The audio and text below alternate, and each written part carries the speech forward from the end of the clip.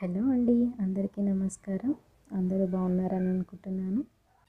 నేను ఈరోజు ఈ వీడియోలో ఉలవచారు చేయబోతున్నాను. దానికి ముందుగా ఉలవలను ఉడకబెట్టుకొని దాంట్లో ఉన్న వాటర్ని సపరేట్ చేసుకోవాలి. ఇందులో నుంచి 2 గరిటెల ఉలవల్ని తీసుకొని వాటిని మిక్సీ పట్టుకోవాలి.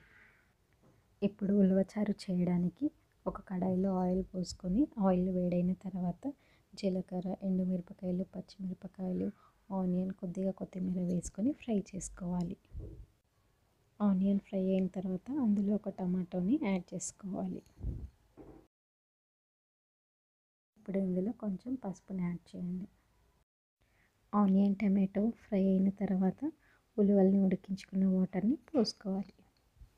ఇప్పుడు ఇది బాగా మసిలిన తర్వాత చింతపండు రసాన్ని యాడ్ చేసుకోవాలి. ఇప్పుడు ఇందులోకి ఒక చిన్న గ్లాస్ వాటర్ని యాడ్ చేసుకుందాము. ఇప్పుడు ఇందులోకి 2 స్పూన్ల సాల్ట్ని, 1 స్పూన్ జింజర్ గార్లిక్ పేస్ట్ని, 2 స్పూన్ల కారంని యాడ్ చేసుకొని కొద్దిసేపు బాగా మరగనివ్వండి.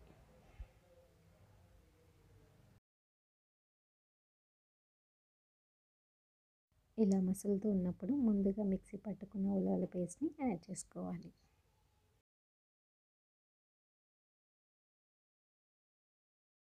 ఇది మసులుతూ ఉండగా ఉడికించిన ఉలవల్ని కూడా పోబెట్టుకుందాం. ఇప్పుడు ఒక కడాయిలో ఆయిల్ పోసుకొని జీలకర్ర, పచ్చిమిర్చి, కరివేపాకును వేసుకోవాలి.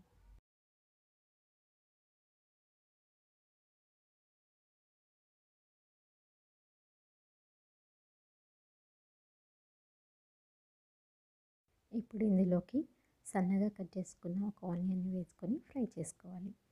ఆనియన్ ఫ్రై అయిన తర్వాత ఉలవల్ని యాడ్ చేసుకుందాం. ఉలవలు కూడా కొంచెం ఫ్రై అయిన తర్వాత కొంచెం సాల్ట్ని యాడ్ చేసుకొని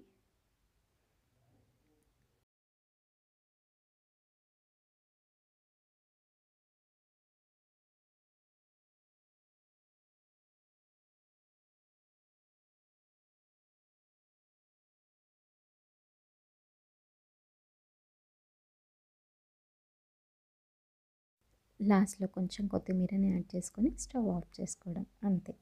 ఇంతే అండి, వేడి వేడిగా ఉలవచారు ఉలవలు రెడీ అయిపోయాయి మనకి. ఈ వీడియో మీకు నచ్చినట్లయితే please subscribe my channel. Thank you.